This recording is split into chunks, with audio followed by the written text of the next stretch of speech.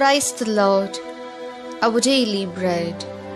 Leviticus chapter 19, verse 26. You shall not eat any meat with the blood still in it. You shall not use enchantments, nor practice sorcery. O Almighty God, thank you for giving this wonderful verse. May your presence showers on us. Aloud, the meat we eat should not be eaten sparingly. It is a sin against you. Similarly, bless us to realize that all the days and times that you have created are pure and do not engage in disgusting activities like gazing.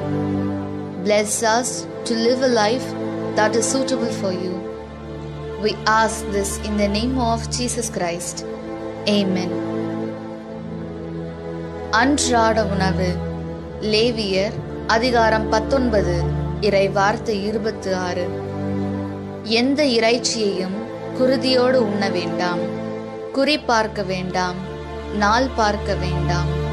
அன்பின் தகப்பனே, இன்றைய நாளிலே இந்த இறை மன்னாவை கொடுத்ததற்காக நன்றி ஆண்டவரே.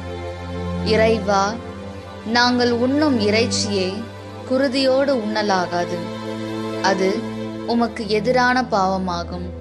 அதேபோல் நீர் படைத்த அனைத்து நாளும் நேரமும் வேலையும் தூய்மையானது என்பதை உணர்ந்து குறிப்பார்த்தல், நாள் பார்த்தல் போன்ற அருவருப்பான செயல்களில் ஈடுபடாமல் உமக்கு உகந்த வாழ்வு வாழ எங்களை ஆசீர்வதியும்.